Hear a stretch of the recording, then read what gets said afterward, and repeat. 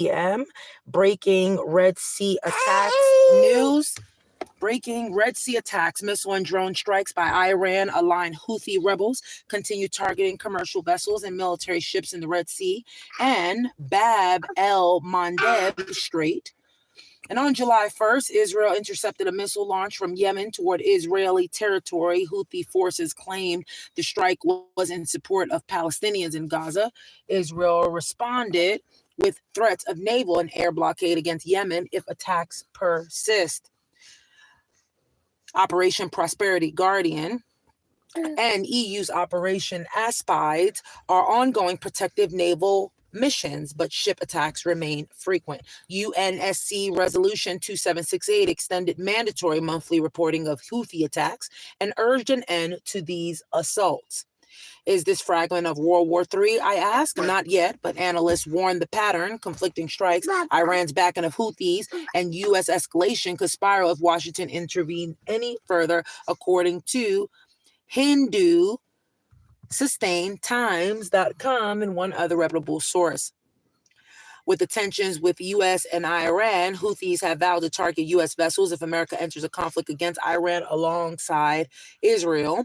The U.S. designated Houthis a foreign terrorist organization, Executive Order 14175 in January 2025, and launched Operation Rough Rider March through May, striking Houthi launch sites by sea and air. Iran continues supplying the Houthis with advanced missiles, while interstate tensions persist over control of Gulf shipping lanes. Now, welcome everyone. Again, my name is Pavi LG, and this is your Frontline Front Pulse, your breaking global news briefing for July 7th. Today, we unravel dangerous new Red Sea attacks and rising Iran-U.S. tensions first, where these missiles are flying and why it matters to us all. So what just happened? Missiles fired from Houthi-controlled Yemen, intercepted en route toward Israel. Houthis claim act supports Gaza. Israel warns of naval air blockade. Ongoing threat since October 2023, Houthis have launched over 100 missile and drone attacks on vessels, some evading defenses. U.S. and EU missions shield merchant traffic, but new strikes persist, according to the Washington Institute.org and three other reputable sources. What is the impact on everyone? Well, shipping has rerouted around Africa, sending fuel and freight rates skyrocketing, port congestions and insurance premiums climb, raising global supply chains. Iran versus U.S. stakes. Houthis threaten U.S. warships. Any U.S. military involvement against Iran could trigger deadly strikes on U.S. assets in the Red Sea. That's a absolutely marinelink.com and five other reputable sources. U.S. response to this is Operation Rough Rider in spring saw air and naval strikes on Houthi sites.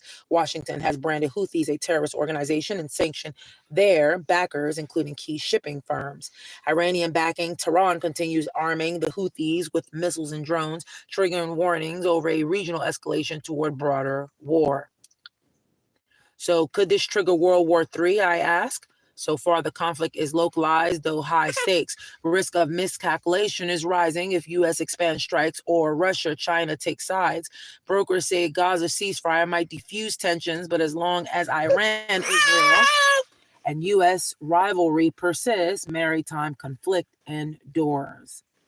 That was Frontline Pulse, live coverage of missile strikes in the Red Sea, looming Iran and U.S. showdown, and shipping trapped in the crossfire. Stay tuned for updates. This could be the spark that lights bigger flames if mishandled. I am Pavi LG. Thanking you for staying informed. Have a good night and stay safe.